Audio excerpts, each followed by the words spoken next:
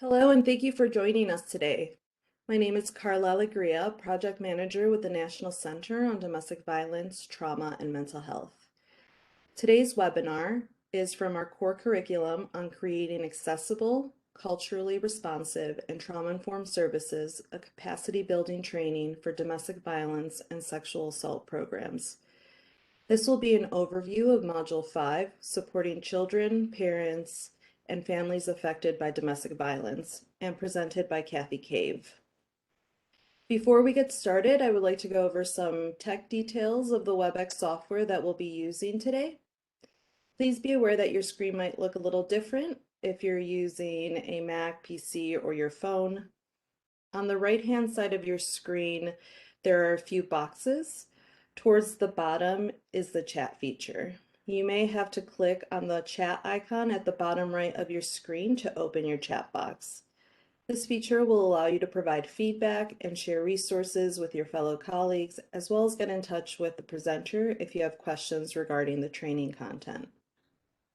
You may contact me if you have any questions troubleshooting the WebEx software.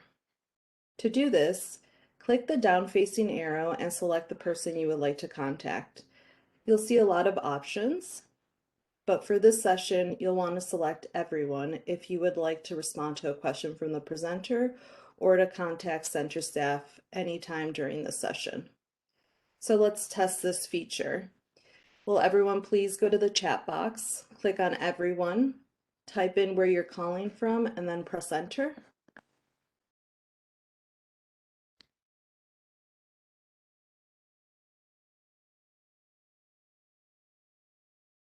Wonderful. Thank you all very much. While you get a lot out of the chat feature, there are times when it moves really quickly and can feel very distracting. If this is true for you, feel free to minimize the chat box by clicking the arrow next to where it says chat. You can always open it again with the same arrow if you choose. We will be providing live captioning during this webinar. Below the chat box, there's a multimedia viewer box that will contain the captions. If you do not want to see the captions, click on the down-facing arrow next to the word Multimedia Viewer, the same way you might if you want to hide the chat box. Time permitting, we will moderate the Q&A towards the end via the chat box, and at the very end of the webinar, you'll be taken to a brief survey. Please take a moment to let us know what was useful and what could have been better. If you get disconnected at any point, return to the email you received with the original webinar link and re-enter the training. Sometimes the sound cuts out due to internet connections, so feel free to call back if that's a problem for you. If you're experiencing technical difficulties and are unable to contact me, please reach out to the WebEx tech support to resolve any issues. That phone number, which I'll post in the chat box, is 1-866-229-3239. Again, thank you for joining us today, and I'll now turn it over to Cathy. Thank you, Carla, and welcome everyone. We're going to spend the next hour or so, a little bit less, talking about the content from this Module 5 on supporting children, parents, and families affected by domestic violence.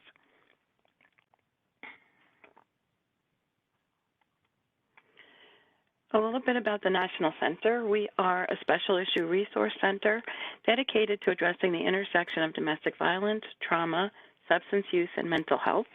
We provide technical assistance and training, research and evaluation, policy development and analysis, and public awareness. We are funded in part by the Administration for Children, Youth, and Families, the Family, Youth, and Services Bureau of the U.S. Department of Health and Human Services. Points of view in our training today are those of the presenters and the National Center, and not necessarily reflective of the official positions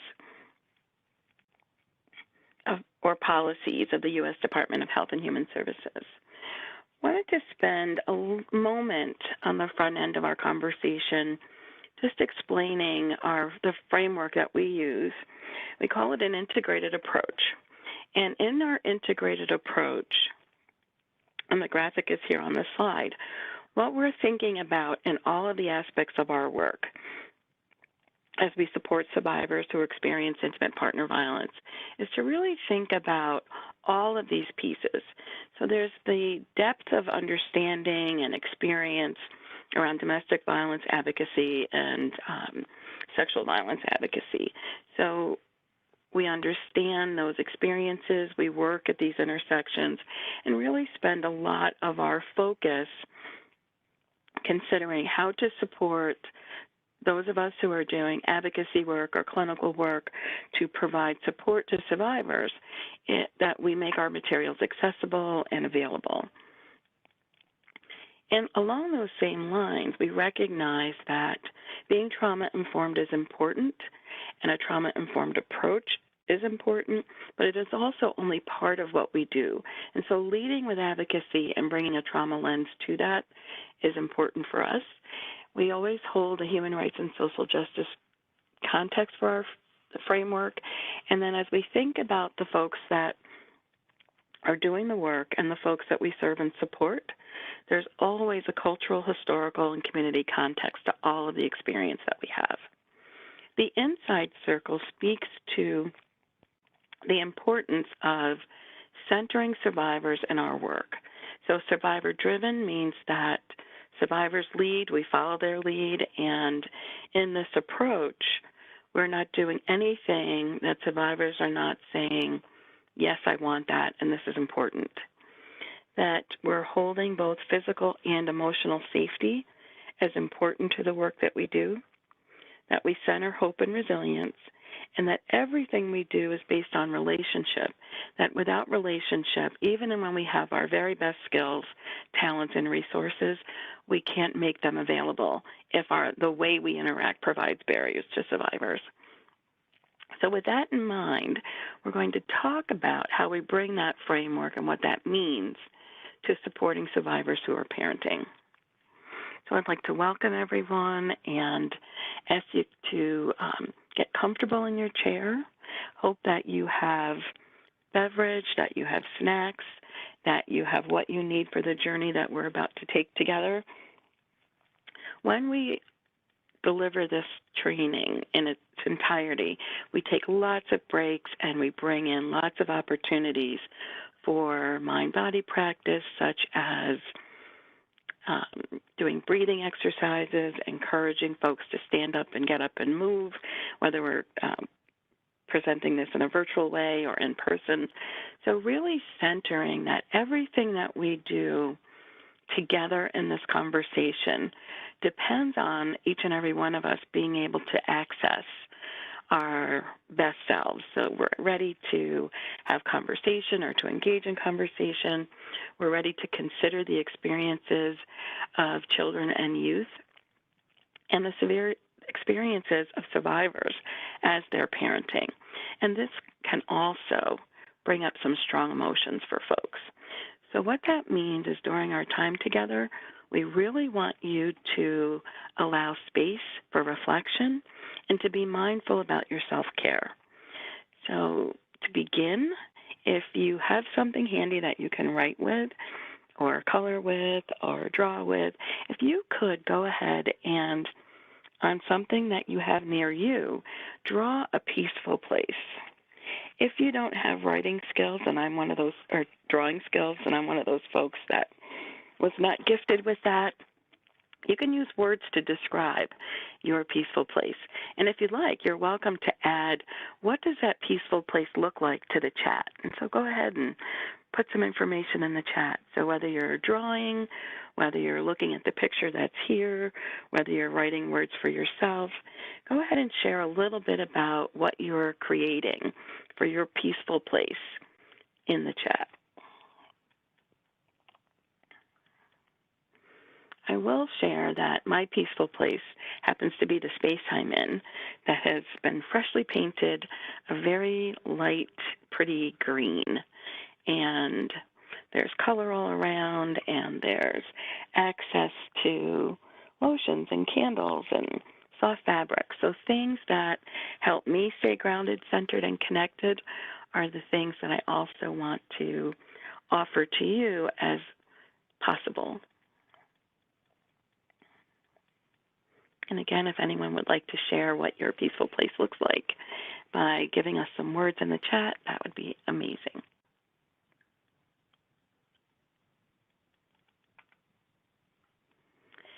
As you all are thinking and drawing and creating words, what I would ask you to also hold is a little bit of information about what is in this module.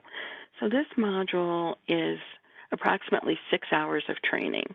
So our intention today is to provide an overview, to give you a little bit of a taste of what's here, and to support you all to think about in your own services, in the places where you work, in your interactions with survivors who are parents, survivors who are caregivers, what are the things that you can do, and how do you focus on holding the parent's needs and the child's needs in mind at the same time? So how we do that, we're going to explore children's perspectives and experiences with domestic violence. We hope to understand how domestic violence may affect children's well-being, safety, and development. We consider the effects of domestic violence on parenting and on the caregiving environment. We learn about children and youth trauma-related experiences and responses across ages and across developmental stages, knowing that as we provide support, that there are ongoing impacts of domestic violence, that when children experience that, they're holding that, and multiple experiences over time are cumulative. So it's thinking about all of those ways that children are impacted, and that those of us who are caregivers or those of us who are supporting families may also be experiencing the impacts on children. We hope to offer some tools for supporting caregivers to strengthen the parenting capacity. And so when we're having hard times, difficult times, we're facing challenges, that we can help to foster greater safety, resilience, and well-being within the parent-child relationship. And we want to apply a resiliency-based framework for supporting families. One of the things that I will offer as we begin is to really be thinking about there are many of us who parent. And so whether we are birth parents to a child, whether we are coming to our relationships through adoption, through other family connections, that there are many of us who parent, and that parenting looks different culturally, parenting looks different collectively in terms of who parents and how people parent. So this is not an intention to say there's only one way and there's only one right way. It really is much more about recognizing the impacts of trauma on the relationship between all of us who care for children and the children that are in our care, and what happens when violence disrupts that relationship.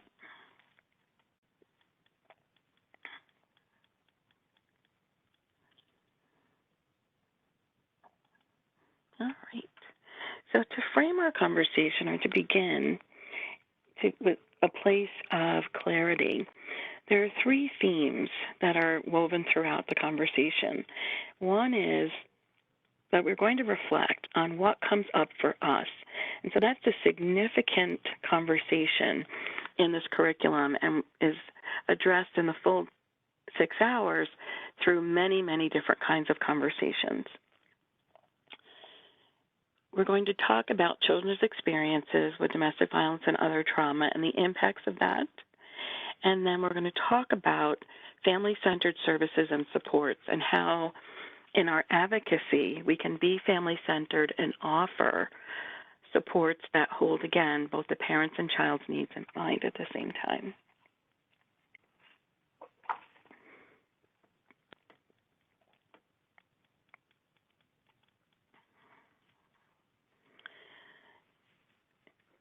When we think about experience can impact connection, that these are experiences that disrupt our sense of self and our ability to trust others. So what do I mean by that? That if you look at this inner circle, it says self-identity. The outer circle reads access and connection to trusted others.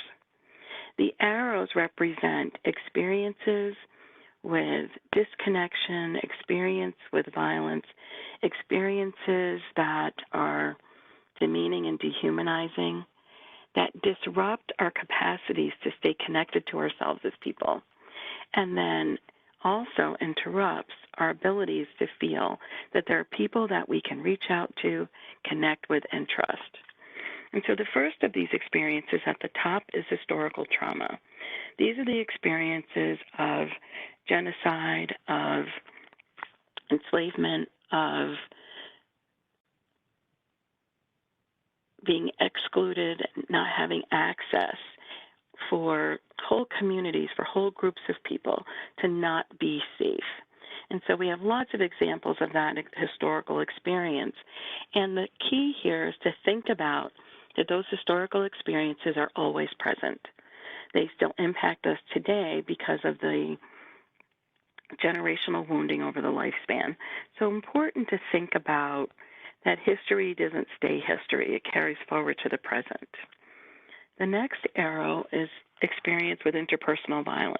This, of course, includes intimate partner violence, domestic violence, sexual assault, and other kinds of violent crimes. All of the ways that human beings are hurt and harmed by other people that may be intending to provide sanctuary, that are supposed to be safe, people that are in our communities that are causing harm, and are intentional about that, and that those experiences can disrupt our sense of self and our ability to trust other people.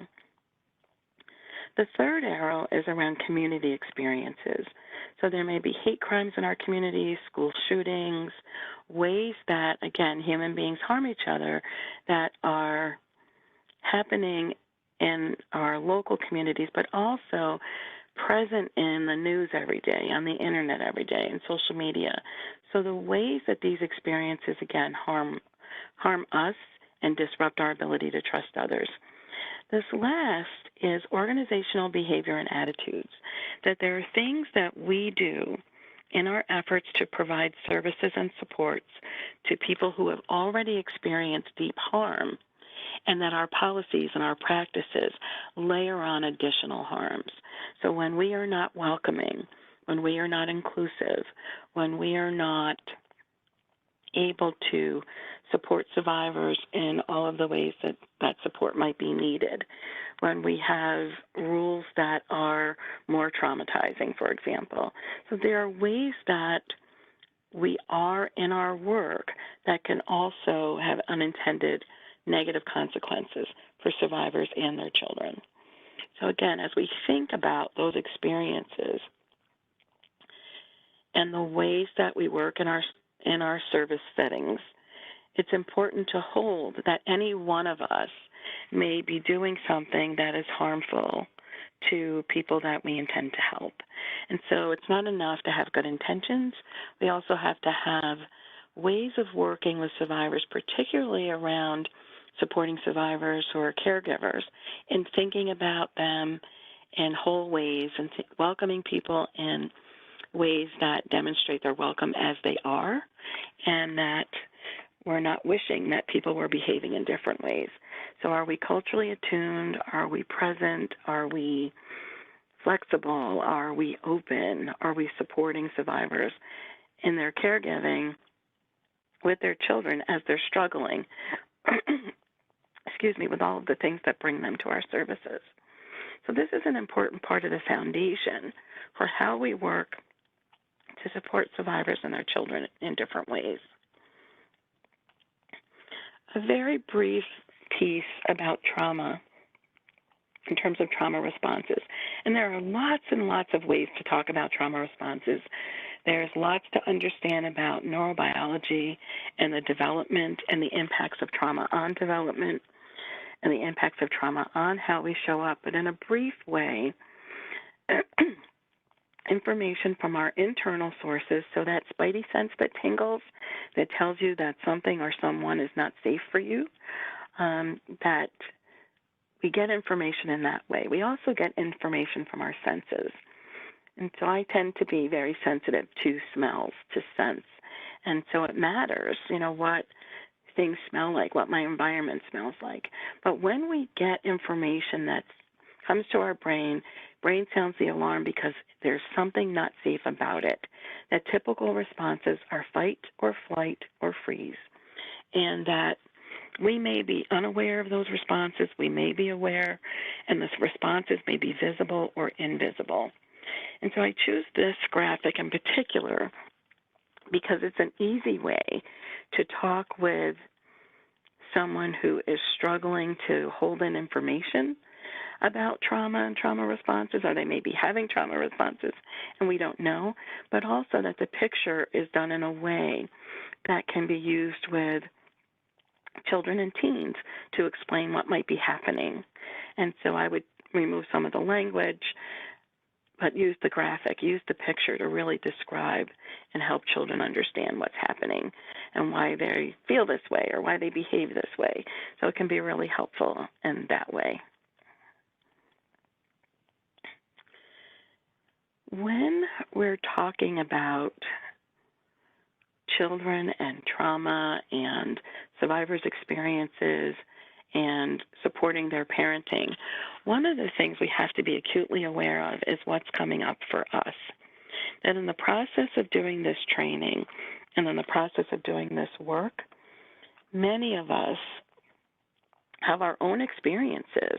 We have our own values and beliefs that come up and may challenge us in our ways that we can connect with survivors and be supportive. So if, for example, my own childhood experience has trauma as part of that story, then it may be really challenging for me to see the ways that survivors might be working to protect their children, that they may be doing things to be supportive. They may be doing the best they can while they're having trauma responses of their own. And so when we have to engage around survivors and their kids, we have to also consider that our own beliefs, our own values, our biases may also interfere with being able to recognize survivor strengths and resiliencies to really keep parents in their parenting role, that anyone who is a caregiver for a child who's the non-abusive or non-offending parent, that caregiver is doing the best they can. And we need to partner with them and meet them, again, where they are. And so we bring strengths and skills to the work, but we also need to look at what might get in the way. So part of the training includes a great deal of conversation and exploration about our own individual strengths and resources and what might be getting in the way of really recognizing survivor strengths and supporting caregivers to stay in that parenting role. And from there, we talk about the impact of domestic violence on parent-child relationship, on parenting itself or caregiving itself, and on safety and well-being. So there are many, many impacts, and we will explore those.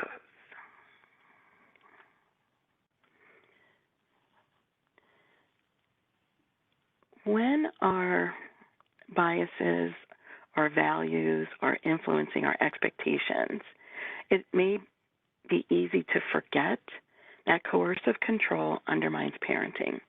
So the very experience of intimate partner violence occurs in ways that undermines one's capacity to be an effective caregiver. It may undermine our capacities, it may undermine the ways that we're able to participate in a legal case, and that abusive partners exploit these circumstances. And so a survivor may be struggling with parenting because they're trying to manage safety of their children and safety for themselves. They may be in a trauma response or having trauma responses, leading to a dysregulated stress response. So that could be racing thoughts, uncontrollable emotions, not being able to stop crying, or maybe it's being hyper tuned in and alert to what's happening around us. And so when one is working on their individual safety in that moment and also concerned about children's safety, that it may be a struggle to consistently respond to children's needs in that moment outside of trying to secure their safety. One of the other things we know is that abusive partners also contribute to making mental health and substance use challenges more challenging. They can contribute to the distress. Abusive partners can undermine treatment for mental health and substance use, can coerce people into behaving in ways that they would not want to behave but have to do it in order to survive. So things like coerced sex, coerced drug use, coerced illegal activities, and then again, really undermining survivors' capacities to take care of themselves and their kids. And then when systems get involved, they actually can misunderstand what survivors are experiencing and doing.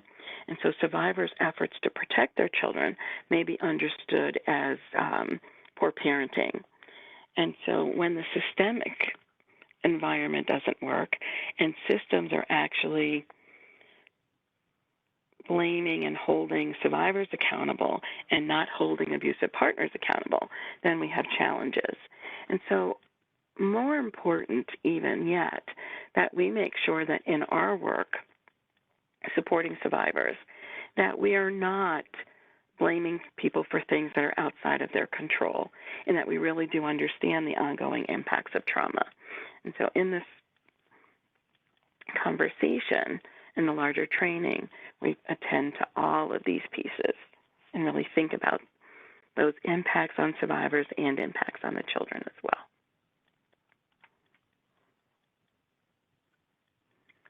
What we know is that there is an impact of domestic violence on children's development and well-being.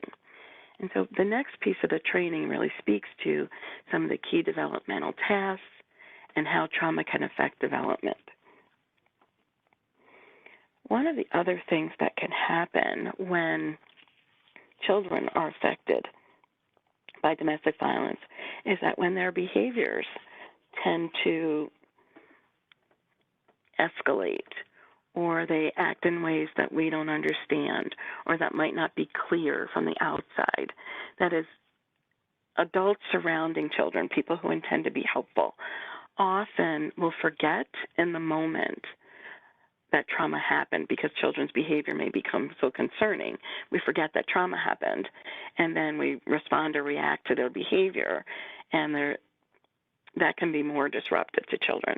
So one of the things we want to think about in terms of really understanding the impact of domestic violence on children's well-being and development is that, yes, trauma has happened, and there are things that we can do to be supportive, and the most supportive thing we can do is support the caregiving parents to make sure that they are involved in the ways that we interact with the kids. So let's talk a little bit more about those things.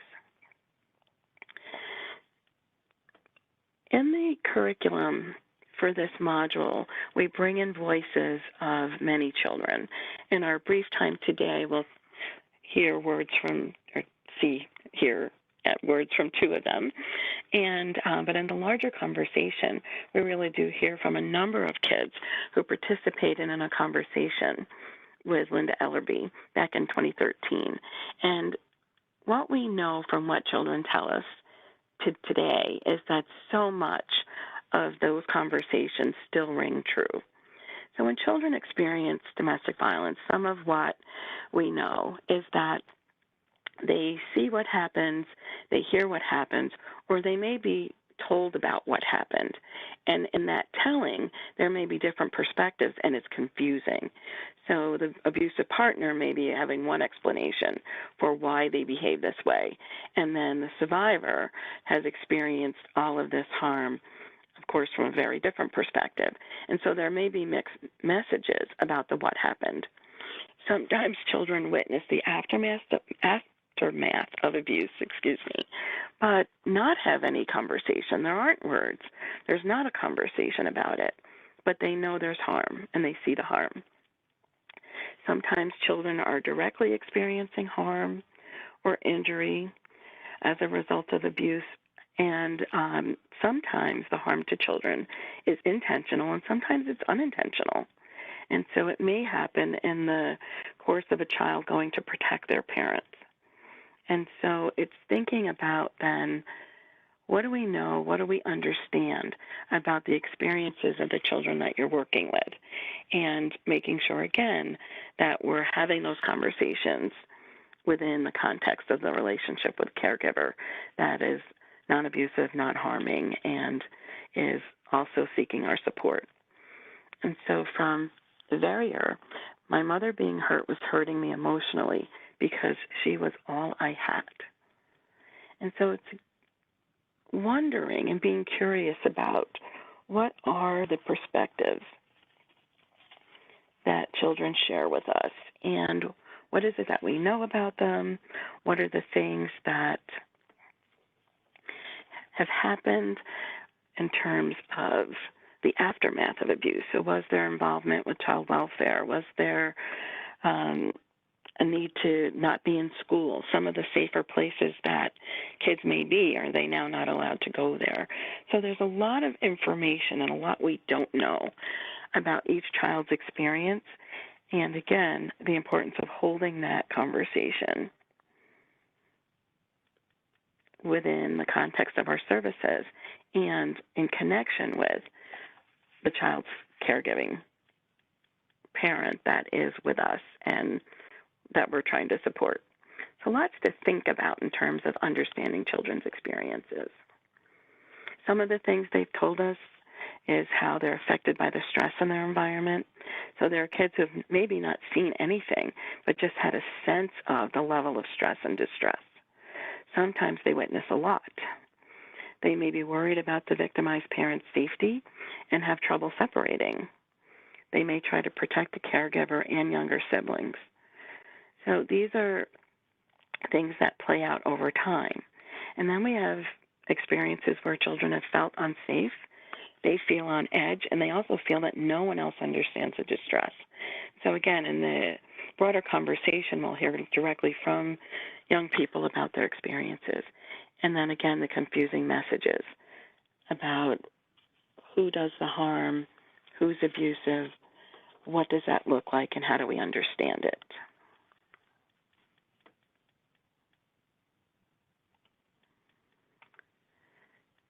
Sometimes the confusion can be that a child may have loyalty to each parent, or they may identify with the one who's in control. So if there's an abusive partner who's causing harm, for a child to see that person as in charge and powerful may lead to some identity and connection there. So it's being very aware that there may be a great deal of information that we don't know as we're trying to support children and their parents, and being able to think about how important it is for the caregivers that we support to know that we support them, to feel that we support them, and for them to feel that they can rest, that they can talk with us, that they can work with us, and that we do understand that their children have needs and they do as well. And so there's a comment from Chelsea who says, "It was very unpredictable. We didn't know what to expect. We kept trying to find ways to please him, to make it stop, and he was unpleasable." And so when we have a good understanding of the dynamics of abuse and what happens with coercive control and the many ways that that happens, financially, spiritually, physically, of course, sexually, like really when we understand the depth of that, and then also understand that children have witnessed and maybe had some exposures to all of that, and we don't know what they understand or how they understand it. So important for us to work with, again, non-offending caregivers to be in their role to support kids. And as I said earlier, children's behavior is challenging, and so we often miss the meeting. When kids are feeling unsafe, what does it mean? When they're throwing things, what does that mean? When they're threatening to harm themselves or somebody else, what is their internal conversation? What's going on there? And so it's important to keep that in mind, and we talk more about children's behavior, but also to understand that trauma reminders in our service environments can also bring about some of these same challenging behaviors. And so what we know is that if there's something in the environment or some internal sensation or feeling that brings about that moment of distress, that it's overwhelming, our capacities to cope are overwhelmed, that we are absolutely not in control in that moment, that for young people, they may not have the resources to navigate that. I mean, it's hard for most survivors to navigate this, and so for children who don't have those capacities, for when they are impacted by trauma, when our capacities for thinking and planning together are offline, what does that mean for a child? And what does that mean for the ways that we support children?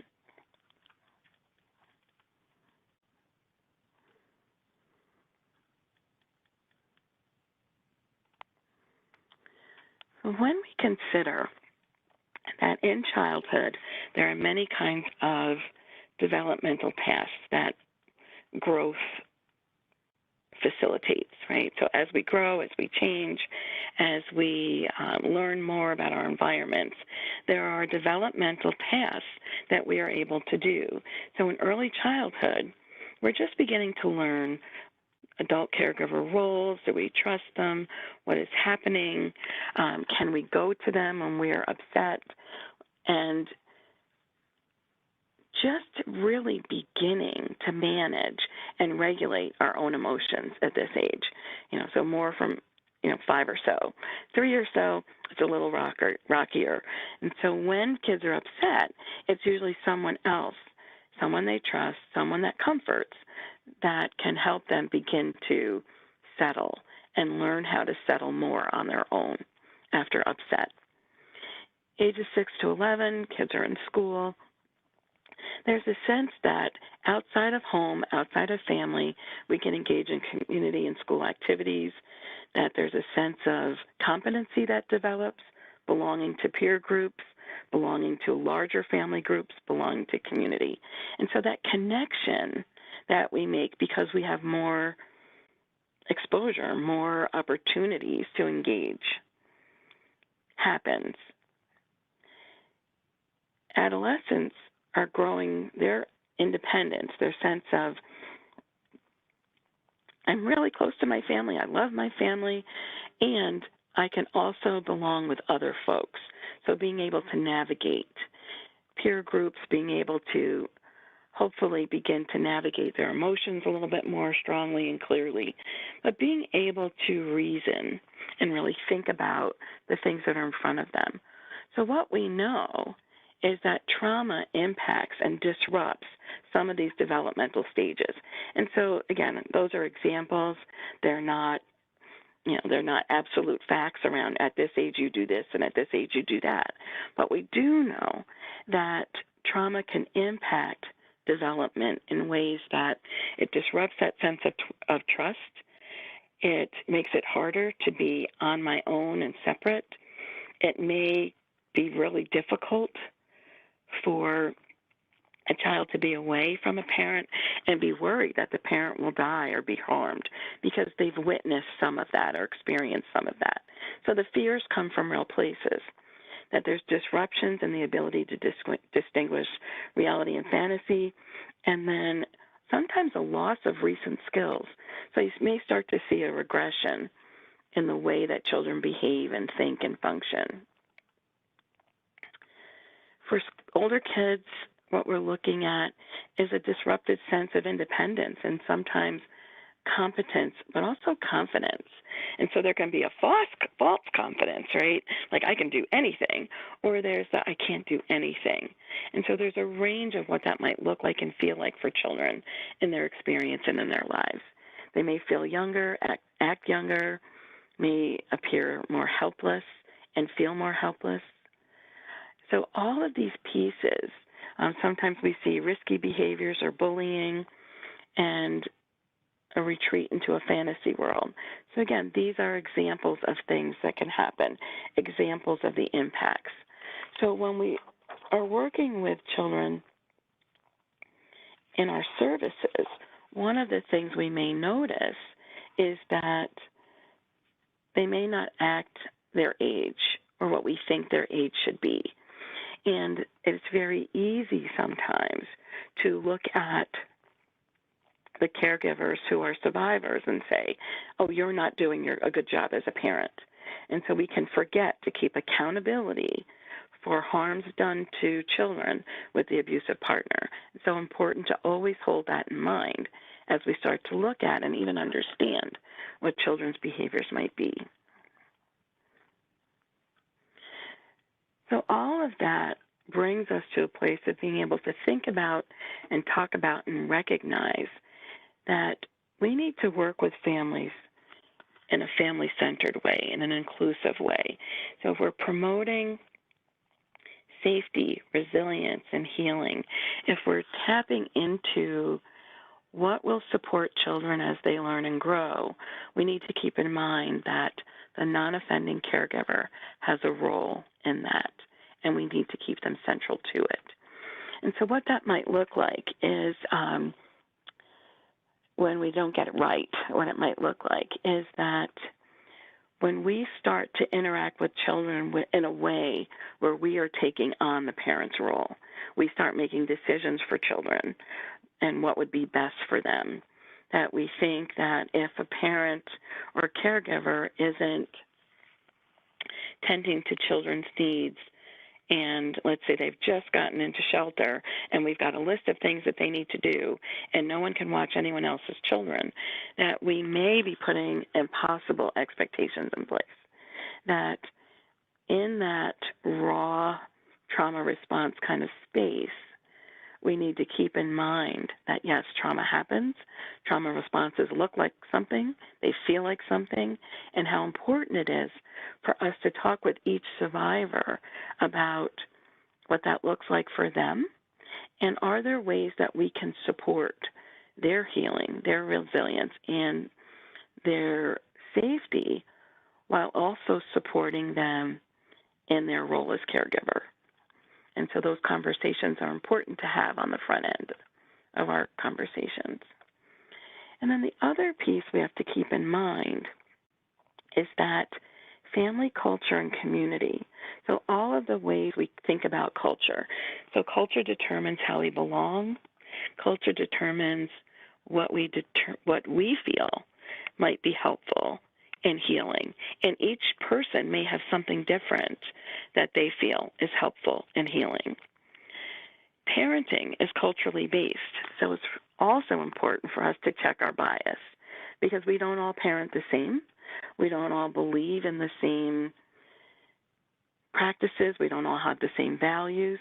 So important to check judgment and, again, engage in conversation with survivors about what does parenting look like? What does caregiving look like to you? What does it mean? What are the ways we can support your caregiving while you're here? So when we understand that parenting is culturally based and caregiving is culturally based, then we also have a wide range of views on who parents. So in my growing up, for example, I was parented by my mother, but my mother also parented several of her grandchildren. And so as we think about what is our personal and individual experience, we also have to think about, again, checking our judgment and checking in with each and every family about what works for you, what does parenting look like for you, what is culturally respectful for you, and to not assume that because we're providing services that whatever we do is going to be okay, because we could be in a position where we're doing harm. As unintentional as that might be, we don't want to disrupt the connection between children and their parents by putting ourselves in the middle of that. So having that cultural lens, gives us the capacities for asking questions and really understanding what that looks like. The other thing we know about children who have experienced violence in many, many forms, and how that looks like and how that shakes out, again, historically, in our families, in our communities, and in our organizations, is we need to hold that caregivers can be the single most important resources for children's recovery from the effects of trauma. And so when we think about domestic violence and other traumatic stress, the child's caregivers that they know, that they're comfortable with, that they're familiar with, are a resource for supporting children's healing. So in this curriculum, we talk a bit about the circle of security. And at the core of that belief and practice is that when children are in secure attachments, they go out, they explore. If something harmful happens or they get scared, the parent that provides that secure base or the caregiver that provides that secure base is someone that the child goes to, trusts, and gets soothed, is comforted, and then they can go back out and do the things that they do and explore some more once they've been soothed. And so this repeats, throughout children's development when caregivers are able to provide that circle of security. And so when trauma has been disruptive, that trust may have been disrupted. And so what our role is, again, is to support parents and caregivers to reconnect and reestablish that if that's what happens. And so important for us, again, to recognize as part of our role is supporting parents, supporting caregivers in their connection to children and not putting ourselves in the middle. I think that can't be stressed enough. So when we talk about family-centered services and being family-centered, as I've said earlier, what we're doing is holding children's and parents' interests in mind at the same time. So we're not acting on a parent's behalf with children. We're supporting the connection. That we are consistently respectful in every interaction we have with all survivors who are caregivers, who are in that parenting role. That we are shifting our perspective to include the family. So we may be used to working one-on-one as advocates with adult survivors. And when children are in the mix, we have to expand that. And when we have children's advocates and we have adult advocates, what we have to do is to make sure that that's a cohesive conversation, that everything we do is with the parents' and child's needs in mind at the same time, including asking parents, how would you like us to engage with your children? Right? So being that survivor-driven, even when the children are concerned in our services. And then working with children and youth within the context of that caregiver relationship really does mean that we respect it, we honor it, and even when it may be inconvenient in our services, we still defer to what parents want for themselves and their kids.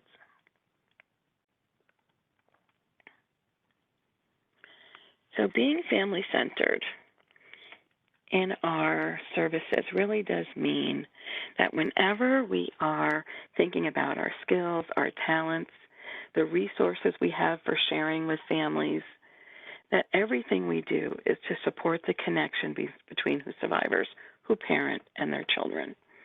And that we do this in ways that holds us up, that make sure we're shoring up families, that we're shoring up those connections, and that even as we're thinking about what skills and talents and resources to bring to the table, that we're following survivors' leads around where do you think your child's strengths are, for example? What kinds of things do they do well? What kinds of things do you think have changed or shifted with what they've experienced with what happened? And so are there ways that domestic violence has disrupted or brought changes to your child? And having those conversations clearly and directly. What do you think would be helpful in supporting your children? And then making sure that before we do anything, that we're spending time with kids, and even if we're doing art projects, we are keeping kids busy while parents are resting. What is it that you would like us to do while we're spending time? If in our role we have some ideas about clinical supports for caregivers and children, making sure we start those conversations with the caregiver, that we're not just acting in this way that says, this is what we're going to offer. It's that we're saying, these are the things that we can do together. And even to the point where we also support parents in their interactions. So when we think about activities, there's an activity that I just love that's in this curriculum and speaks to just having a quiet moment. Maybe there's a child who's starting to get upset and they need to calm down, doing child-centered activities for grounding, centering, connecting. So one of those activities is bend over like you're picking a flower and stand back up. And then also to blow a pinwheel. So you hold up an imaginary pinwheel to your lips and you breathe out. Blowing bubbles with kids is another way. So teaching parents these kinds of grounding and centering activities, and also asking them to share what they do that's naturally calming to their kids. So when your child is upset, what do you do? How do you support them? What are the things that are helpful? So these are ways that we keep the parent, keep that caregiver in their lead role, even as we're looking for resources to support healing and resilience.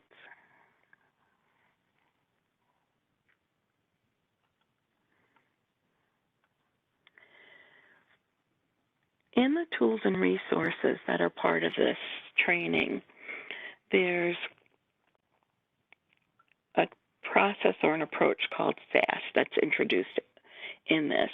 So it's to support healing and resilience with families. And the SAS acronym is a resiliency-based approach. And what it means is that first we want to attend to children's safety. So that would be physical safety, emotional safety, and some strategies to support, again, the non-offending, non-harming, non-abusive caregiver in providing physical and emotional safety for their kids. So we do it in our work and our approach to the work. We support survivors to offer that to their children. The next letter is A and stands for attachment. When we talk about attachment, we're thinking about that earlier conversation around circle of security. How do we help children make sure that they are connected to their caregivers, that they are able to be comforted and soothed by their caregiver, that they have that sense of belonging.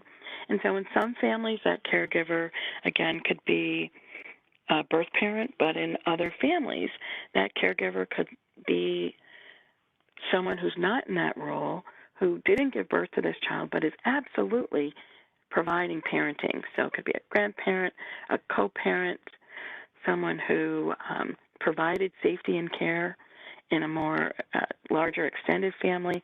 Their families come in all kinds of ways. And so when we talk about attachment, again, important to check our bias, check our beliefs, check our values, and make sure judgment is not getting in our way of facilitating that sense of belonging and supporting that belonging and connection. The second S in SAS is for self-regulation. So we know that trauma disrupts our capacities for self-management, for managing our emotions, to managing our fears, to managing how we respond to being afraid. And so when the fear response is activated and those responses are they're involuntary, we don't control that self-regulation is a set of skills that we can offer to support people to get grounded, to soothe themselves, to connect, to themselves and trusted others, but that self-regulation makes that possible. So that self-soothing awareness of where you are in a room, ways that we can, when our energy is low, we can just be sleeping. When our energy is high, we can be really revved up on constant alert. So all of these responses to trauma can lead to further disruption of our capacities to connect and take care of ourselves. So we want to begin, even with children, to think about how can we work on some self-management, some self-calming, some self-soothing, but we also want to do that, again, with parents to make that happen. And then the last S is for self-esteem and self-agency. And so what we want to think about here is that very often, as I said earlier, trauma can impact or get in the way of development.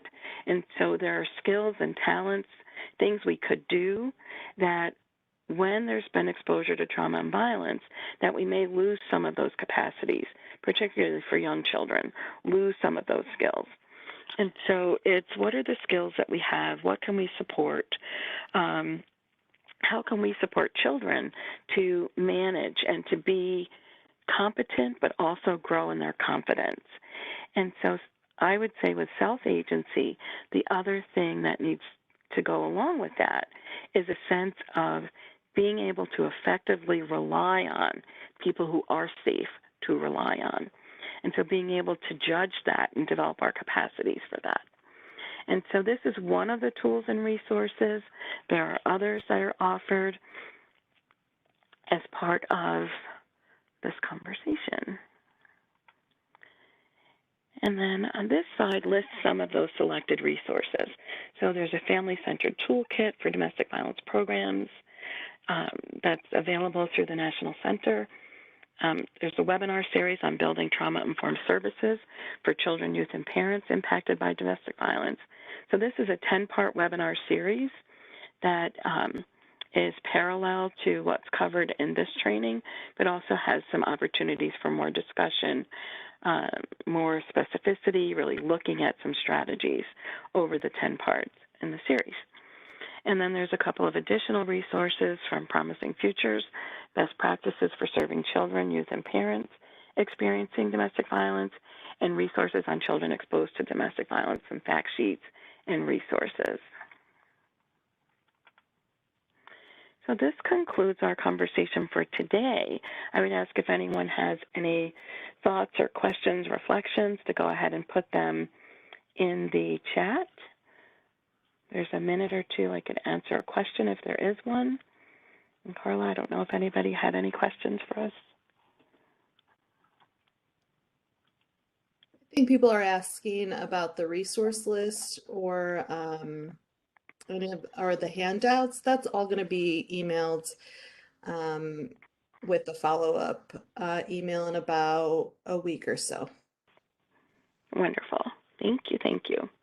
All right. And then will people receive also an evaluation for today? Yes. Do you want to close this out? Yeah.